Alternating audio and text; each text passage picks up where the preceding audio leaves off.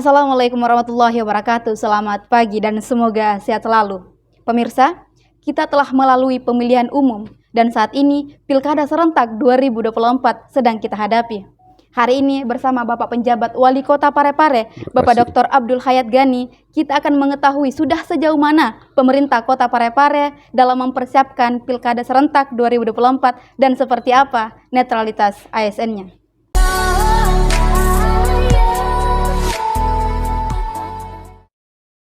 Pak Wali, Assalamualaikum Pak Wali. Waalaikumsalam warahmatullahi wabarakatuh. Semoga sehat selalu Pak. Amin, insyaallah, mudah-mudahan. Pak, sebelumnya saya ingin mengucapkan banyak terima kasih Pak karena Bapak telah meluangkan waktunya di tengah kesibukan kerja yang tentu begitu padatnya Pak Wali.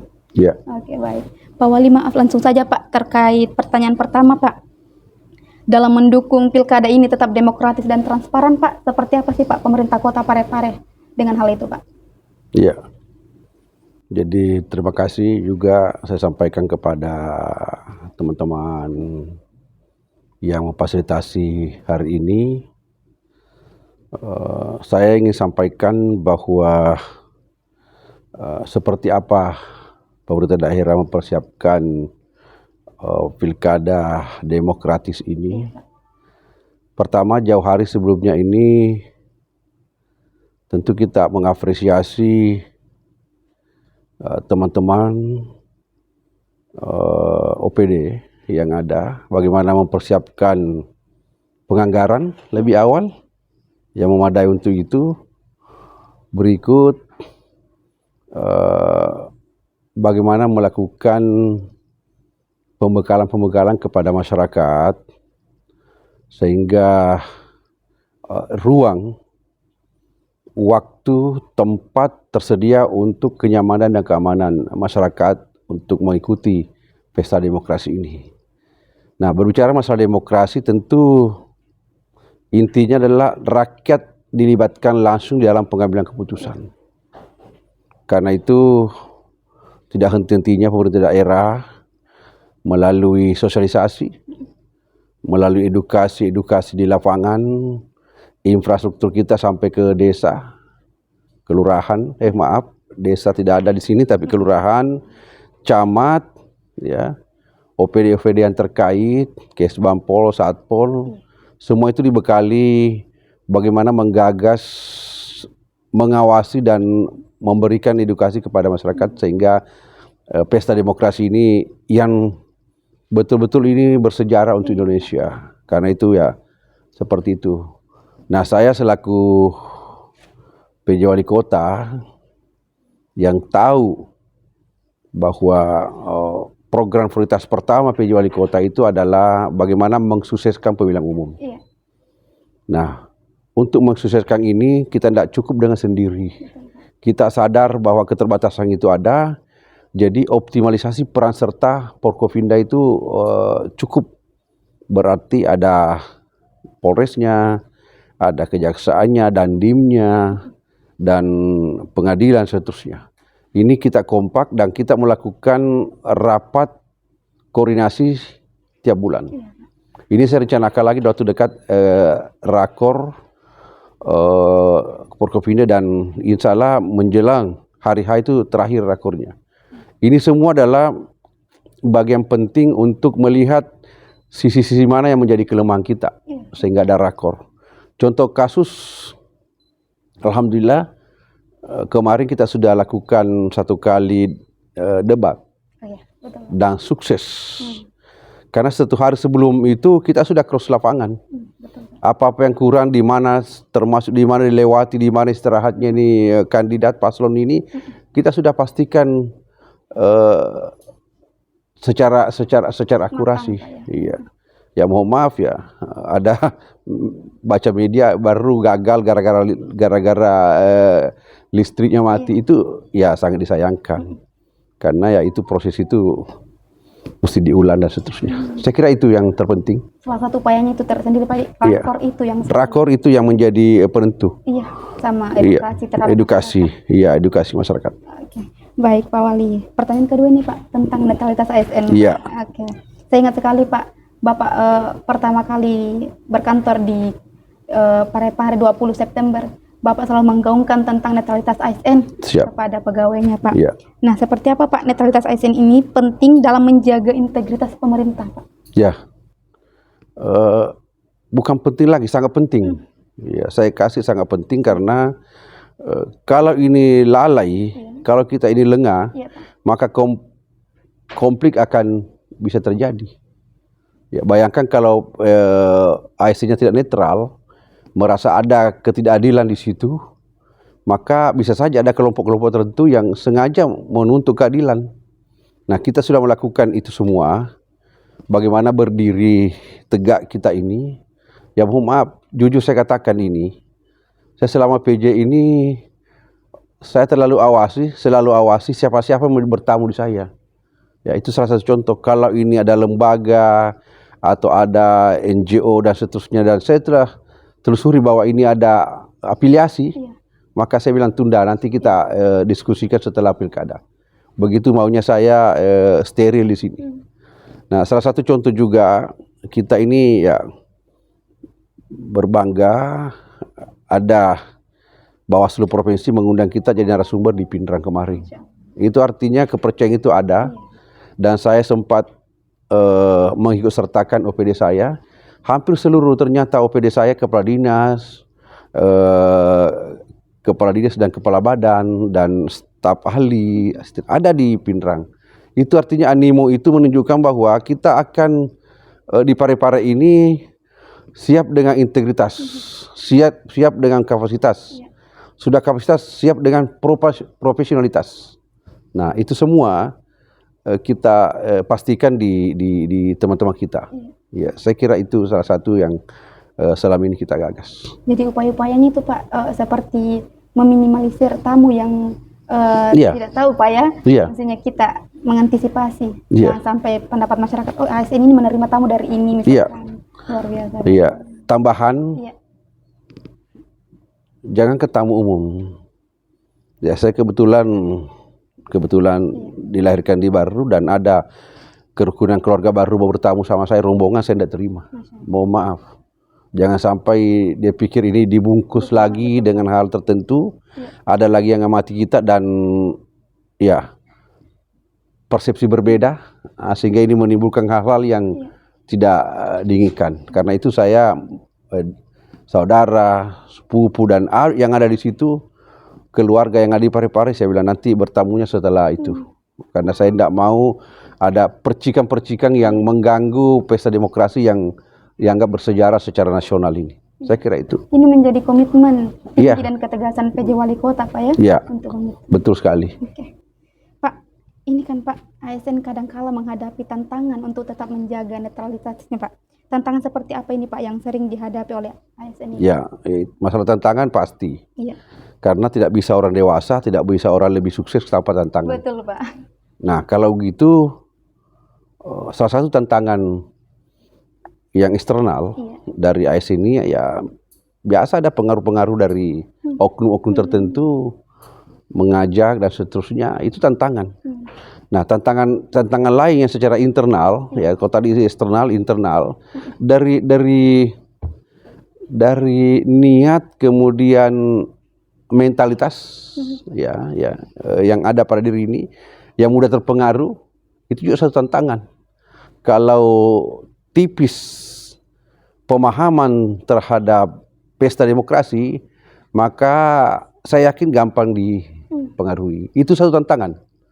Karena semestinya kita menjadi pendamping, menjadi pengawal di masyarakat, malah ya kalau itu yang tipis tadi tidak dibenahi, tidak dipahami regulasi yang ada, maka kadang-kala itu kecolongan. Nah, inilah tantangan tersendiri bagi ASN. Jadi ASN sendiri itu ya, makanya pertama saya masuk di sini di upacara pertama itu saya langsung sampaikan bahwa jangan coba-coba masuk di area yang kita namakan kita larang, karena itu sudah ada reward and punishment. Ya, terutama punishment ini. Apa punishmentnya? macam-macam, ada teguran lisan, ada sedang, ada. Dan setahu saya 2023 2024 ini Parepare sudah ada yang konkret diberikan sanksi. Ya, ini semua kita kerjasama mengkoordinasikan, kolaborasikan dengan teman-teman yang ada di KSN, Komisioner Aparatur Sipil Negara. Ya, itu yang mendasar selaku tantangan yang saya alami. Tantangannya cukup berat Pak, berarti edukasi untuk ASN itu sendiri perlu untuk selalu dilakukan Pak ya? Ya, Iya. jadi tidak 1-2 hari, Iya. tapi perlu diingatkan terus-menerus. Himbauan, karena ada hak dan ada larangan. Iya. Saya contoh, kembali lagi ke saya, putra saya nyalon di Baru. Ya. Jadi saya harus datang di rumah. Tapi ketika sudah masuk ke pembekalan orasi, maka saya cukup di masjid berdoa. Itu. Ya, saya tidak berani melintas ke sana karena masih terikat dengan aparatur sipil negara. Nah, ya, itu yang sempat kami alami sendiri, fakta-fakta lapangan itu. Iya. Iya. Pak PJ tersendiri dalam menjaga netralitasnya. Ya, alhamdulillah. Mudah-mudahan ini. Pak, apabila Pak ada ASN, ya, khususnya di Pemkot Parepare yang ditemukan tidak netral atau melanggar prinsip netralitas, sanksi apa yang diberikan kepada mereka Pak? Nah, sampai saat ini kan belum ada laporan. Iya.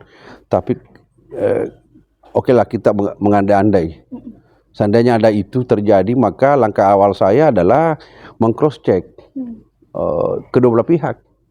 Siapa melapornya, siapa yang dilapornya. Karena jangan sampai ini karena ada tendensi pribadi lapor. Nah, harus cross check lapangan. Kalau memang itu ada indikasi, ya saya perintahkan inspektorat dulu. APIP saya tolong lakukan BAP. Ya, pemeriksaan. Baru saya bisa mengambil langkah-langkah. Saya koordinasikan dengan gubernur, saya koordinasi dengan Mendagri, plus saya koordinasi dengan KSN. Karena itulah sampai sekarang ini baru bisa lakukan keputusan. Jangan sampai begitu udah melapor langsung ada punishment, rusak teman-teman itu. Padahal ada pertimbangan-pertimbangan lain yang kita harus dengar juga. Sehingga betul-betul ini kebijakan ini adil untuk semua. Berarti sebelum memberikan sanksi harus ada pertimbangan. Ada pertimbangan. Dan ketelitian. Ada ketelitian. Apa sih latar belakang hal ini bisa terjadi? Betul. Ya, kita harus telusuri dulu. Nah, saya kira itu yang terpenting. Kalau terkait konflik kepentingan Pak, agar ASN ini dapat menghindari konflik kepentingan di lingkungan kerja, apa sih Pak langkah-langkah yang perlu mereka lakukan Pak? Ya, ini memang kita harus urai juga. Satu pertanyaan yang bagus sekali nih. Konflik kepentingan di lingkungan ASN. Misalnya terutama juga suami istri itu. Saya beda pilihan kan? Beda pilihan dan ada kepentingan lain dan itu merupakan dilematis. Nah, kita memisahkan yang mana tugas dinas, yang mana pribadi. Betul. Iya. Misalnya kita dilarang berpolitik praktis. Ya. Kita dilarang itu dan sisi lain kita ini ada hak pilih. Ada hak pilih. Beda dengan teman-teman di ABRI, kepolisian, tidak ada hak pilih. ASN ini punya hak pilih. Karena itu kapasitas kita secara personil mampu memilih dan memilah. Saat kapan saya bekerja dengan profesional, saat kapan saya berinteraksi sosial secara pribadi. Contoh nih, kalau om saya misalnya paslon, ya salah satu paslon nih, terus ketemu di pesta pernikahan, saya salaman, apa itu salah? Nah, saya temani berfoto, ya, atau ada orang meninggal kemudian ketemu di situ, nah, ternyata kita foto-foto untuk dokumentasi. Nah, ini semua gampang disoroti, ada konflik kepentingan pribadi. Padahal sesungguhnya itu susah dihindari. Iya, apa saya mesti tidak usah ngomong dengan putra ini karena dia nyalon? Tidak, sama-sama tidur juga boleh. Yang penting tidak menggiring, tidak melakukan hal-hal yang membuat tidak netral, menggunakan fasilitas yang ada. Termasuk itu juga. Kapan kita menggunakan mobil dinas, mobil pribadi, dan kapan kita menggunakan fasilitas negara lainnya. Tidak harus mobil, rumah juga. Jadi kalau perlu misalnya ya, kalau rumah dinas ya tentu juga ada rambu-rambunya. Iya, Pak. Siapa dan mengapa yang bisa di situ dan di mana tema sentralnya untuk membicarakan masalah pribadi. Betul, Pak, mesti diperhatikan. Mesti diperhatikan, iya. Karena ya, sorotan itu dari mana-mana. Betul, Pak, betul. Ya, boleh jadi beda persepsi, beda tanggapan, outputnya juga beda. Kita sudah menghindari tapi ada saja. Nah, yang penting sebenarnya kita ini dapat memberikan klarifikasi yang sehat. Kata Bawaslu dengan KPU, kita tidak langsung menjudge seseorang, kita tidak langsung memberikan hukuman. Kita panggil dulu, klarifikasi dulu, seperti apa, dan seterusnya. Saya kira itu yang bisa Berarti Pak, ketika ASN ini ternyata ingin melakukan kampanye, mereka harus melepas dulu Pak ya jabatannya dan segala macam. Iya, harus cuti dong. Harus cuti Pak ya. Iya. Ada beberapa PJS yang ada di Sulsel ini karena cuti. Iya. Contoh dari Pamanto. Oke. Ya kan masa kerjanya di Wali Kota Makassar itu sampai bulan 2. Iya. Tapi karena dia butuh, kebetulan dia calon, Calonkan. butuh kampanye untuk meyakinkan, tinggalkan dulu jabatan. Cuti jabatan. Ya, sudah menghindari konflik kepentingan itu. Ya, saya kira jelas.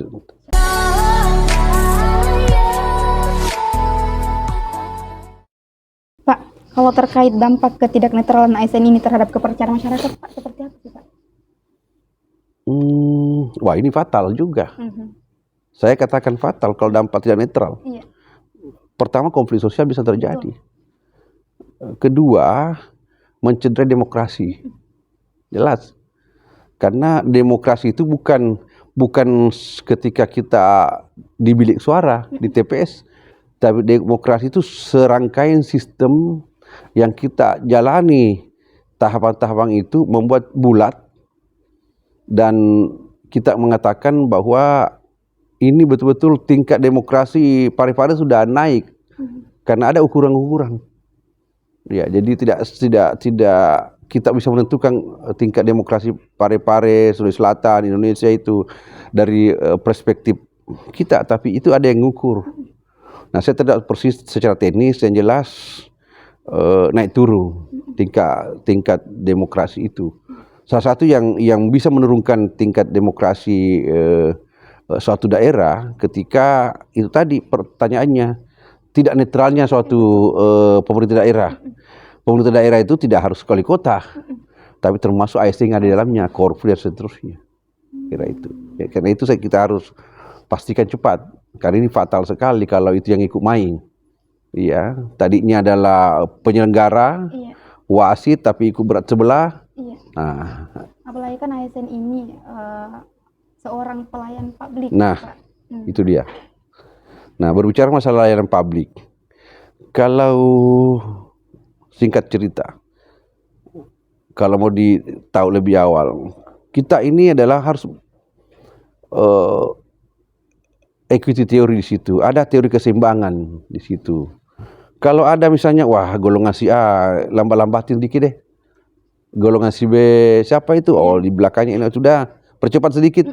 Nah inilah bisa masuk angin dan ya tambah lagi ombudsman bisa masuk karena ada perlambatan pelayanan yang semestinya harus 1 hari tapi ditunda menjadi 1 minggu dan itu menjadi masalah. Nah ini juga perlu juga menjadi perhatian saya kepada teman-teman yang memberikan pelayanan publik, misalnya contoh PTSP perizinan dan seterusnya. Ada terkesan dilambat-lambatin, ada terkesan. Saya langsung cek lapangan, panggil, apanya masalah? Oh Pak, ini ternyata dokumen ini belum ada masuk. Jadi saya tidak bisa berbuat banyak. Lengkapi dokumen itu, kalau dokumen itu sudah ada, besok sudah bisa diterbitkan semua itu.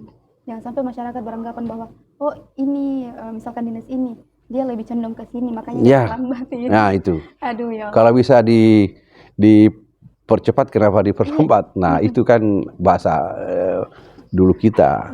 Nah ini yang kita hindari. Apalagi di tahun-tahun minggu tenang politik ini, tidak boleh ada itu. Ya harus jelaskan. Sudah dekat politik. Puncak. Iya, saya sudah sering kasih tahu dengan teman-teman yang terdepan, kalau ada kepentingan masyarakat dan ada kekurangan, sampaikan kekurangan itu, jangan didiamkan.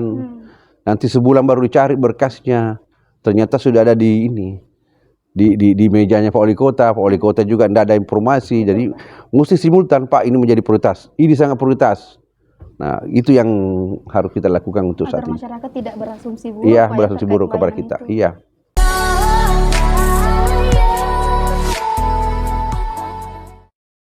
Bapak, terakhir ini Pak, tentang bagaimana sih Pak peran masyarakat dalam mengawasi netralitas ASN itu sendiri, Pak? Siap. Nah, salah satu keberhasilan satu pemerintah ketika tadi saya katakan demokrasi itu adalah melibatkan langsung masyarakat di dalam memberikan masukan. Karena pegawai saya di sini kan cuma 3.200 sekian di ini. 1.000 lebih itu adalah laki-laki dan 2.000 itu adalah perempuan. Nah, aneh juga di Parepare memang lebih banyak perempuannya nih. Nah, apa yang kita lakukan itu dengan keterbatasan itu, maka yang namanya stakeholder masyarakat ini sangat dibutuhkan. Siapa itu masyarakat? Semua kita ini, teman-teman media, LSM, lembaga-lembaga lainnya, ingatkan kita, WA ke kita, telepon ke kita. Tapi saya harus cross check, harus cross check seperti itu. Dan kita berterima kasih. Dari awal tadi saya berterima kasih bahwa difasilitasi untuk mempublish ini ya. Bagaimanapun hebatnya satu pemerintah, tanpa marketing yang dilakukan oleh media tidak akan jadi. Ya, saya tidak ada apa-apanya ini. Tapi kalau tidak mempublish, tidak marketing yang keluar, bahwa inilah sampai sini target-target, sampai sini pelayanan yang kita harus tempuh, sampai sini ruang gerak ASN untuk netralitas, tidak akan tahu masyarakat. Nah, terima kasih ini dari krunya yang dan media apa dari tadi TV Pare, Pak. TV Pare ya, untuk kita semua. Iya, jadi saya selalu katakan untuk pelayanan jangan pernah lelah mencintai Parepare. Itu.